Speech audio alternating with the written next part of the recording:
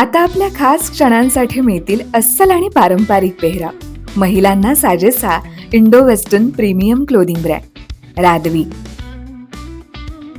जिथं तुम्ही मूळ चंदेरी पासून लिनन पर्यंत प्रत्येक भारतीय वस्त्रातील पेहराव खरेदी करू शकता. म्हणूनच आजच आमच्या ऑफिशियल वेबसाईटला भेट द्या.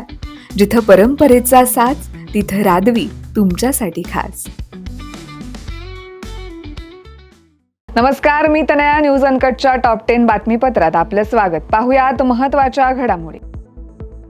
राज्य विधिमंडळाचे पावसाळी अधिवेशन आजपासून सुरू होत आहे. अधिवेशनाच्या पहिल्याच दिवशी विरोधी पक्ष महाविकास आघाडी सरकारला घेरणार आहे. दुसरीकडे सरकारने हिंदी सक्तीचा निर्णय मागे घेऊन विरोधकांच्या आंदोलनाची धार कमी करण्याचा प्रयत्न केलाय. त्यानंतर 3 आठवड्यांच्या अधिवेशनात विरोधक सरकारला शेतकऱ्यांची कर्जमाफी, शेतमालाला हमीभाव, महागाई, रोजगार, गैरव्यवहार यांसारख्या मुद्द्यांवर घेरणार आहे.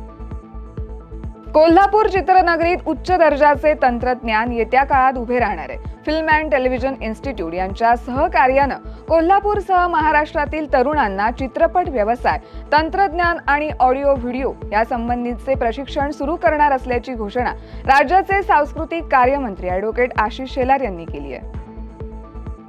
कोयना शिवसागर निम्म्यानं भरण्याच्या मार्गावर असून पाणलोटातील दमदार पावसामुळे धरणात प्रतिसेकंद 18,752 घनफूट पाण्याची आवक राहताना जलसाठा 49.96 अब्ज घनफूट झालाय. हा जलसाठा दिवसागणिक जवळपास 2 अब्ज घनफुटाने वाढतोय.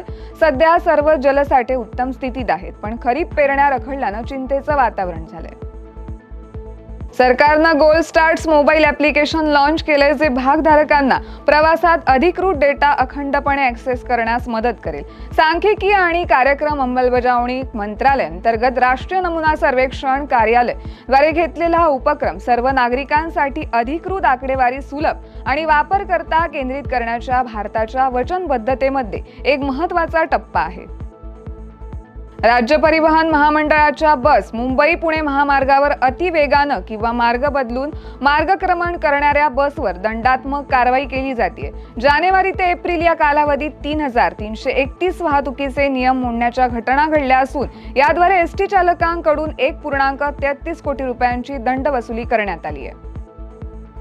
मुख्यमंत्री देवेंद्र फडणवीस यांच्या संकल्पनेतून गडचिरोलीच्या 1000 शाळांमध्ये भिंतींवरील पुस्तकालय उपक्रम राबवण्यात आलाय. रत्ननिधी ट्रस्टच्या सहकार्यानं 50,000 प्रेरणादायी पुस्तकं मोफत देण्यात येणार असून आदिवासी विद्यार्थ्यांमध्ये वाचनाची गोडी वाढवण्याचा हा अभिनव प्रयत्न आहे. राष्ट्रपती द्रौपदी मुर्मू आजपासून उत्तर प्रदेशच्या 2 दिवसांच्या दौऱ्यावर आहेत. त्यांच्या भेटीदरम्यान त्या बरेली आणि गोरखपूरमधील विविध कार्यक्रमांना उपस्थित राहतील.